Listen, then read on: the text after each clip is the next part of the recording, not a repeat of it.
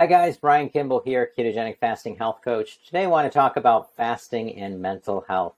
Mental health is a hot topic these days. There's a lot of people suffering from various situations and conditions that lead to them not having the optimum lifestyle or a lifestyle that they can enjoy at all for that matter.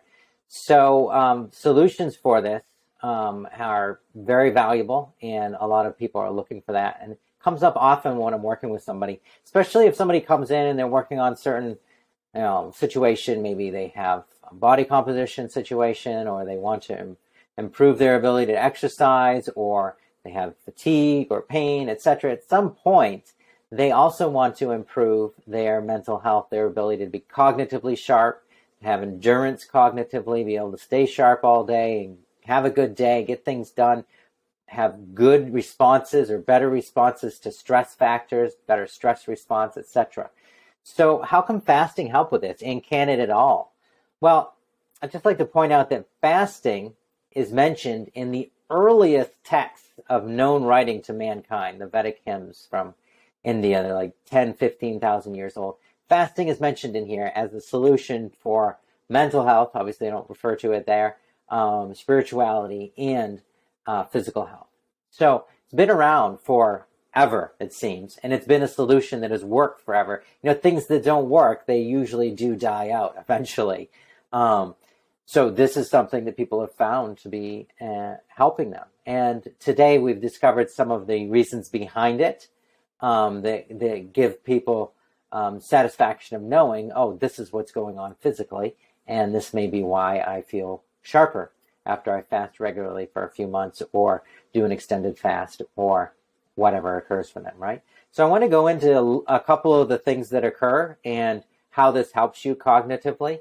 But first, let's just start why it is important to have nervous system and brain function at its peak in order to help you mentally. So obviously, when somebody thinks something, there's a interchange that occurs, and then their body acts, or they're able to perform in life, or they have a better attitude, or whatever it is. And you could say kind of the switchboard of the network that allows this all to happen is your brain and nervous system.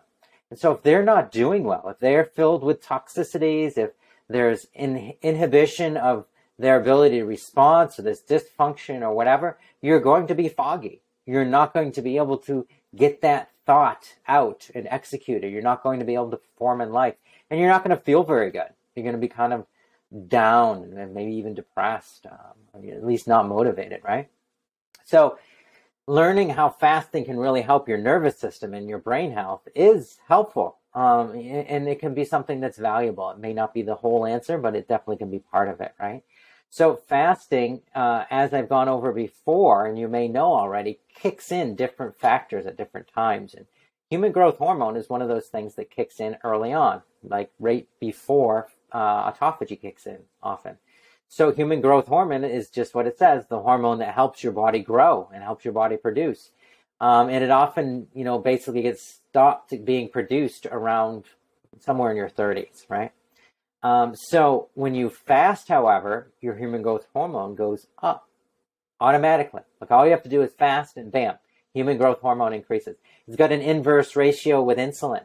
So that may be part of the factor why people have it stopped so early in life, is that most of us have had a very high insulin state in our bodies due to the SAD diet that we're eating, standard American diet, right?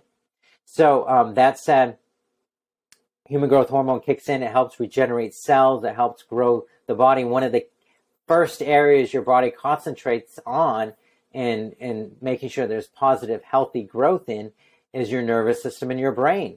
Of course, you have to be able to think in order to do anything else. It's one of the most senior biological processes that happens in order for you to survive, right? So if your nervous system or brain aren't doing, then none of the signals are doing well. Then none of the signals that need to happen that tell every other organ what to do, when to do, and how to do it can happen. So that's why it's given priority. So when you fast, human growth hormone goes up. One of the first areas to heal, brain, nervous system.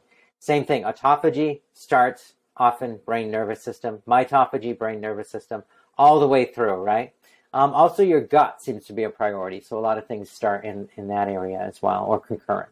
So That said, as we know, other things kick in as you keep going through fasting. One of them is BDNF, brain-derived neurotrophic factor, simply a protein that your body produces when it goes into a fasted state that helps produce new brain cells and helps clean up and make your brain healthier on a cellular level, right? And your nervous system, right?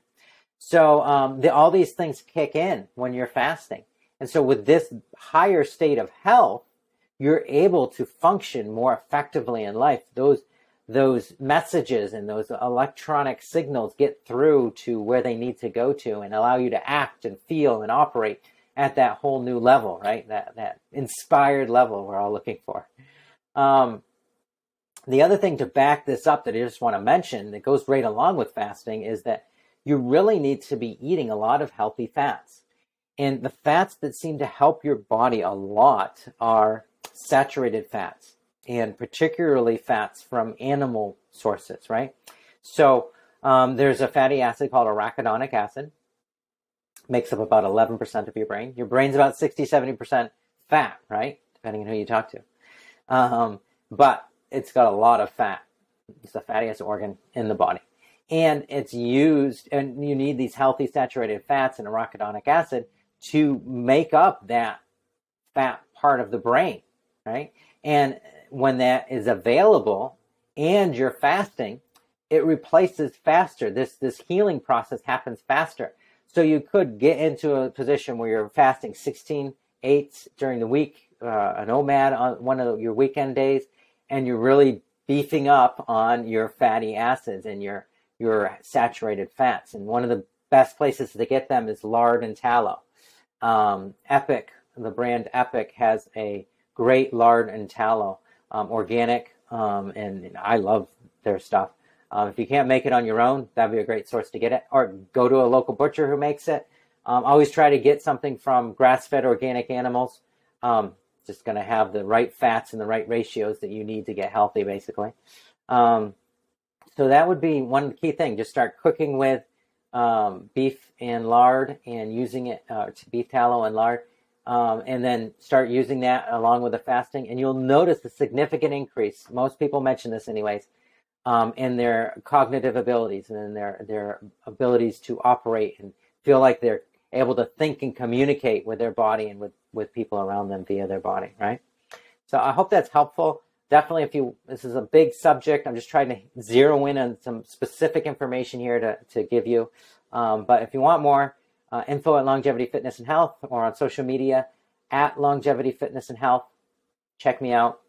You can leave a message below. Click any of the links. Check out some of our free stuff. Check out our flexible fasting program. This is a system of fasting that I developed, and one of the things I go over is fasting for mental health. And I go over all the different ways this is useful and how you can use it. It's pretty amazing, actually. So I'd recommend checking that out as well. But anyways, thank you for watching today. Have yourself a great rest of your day.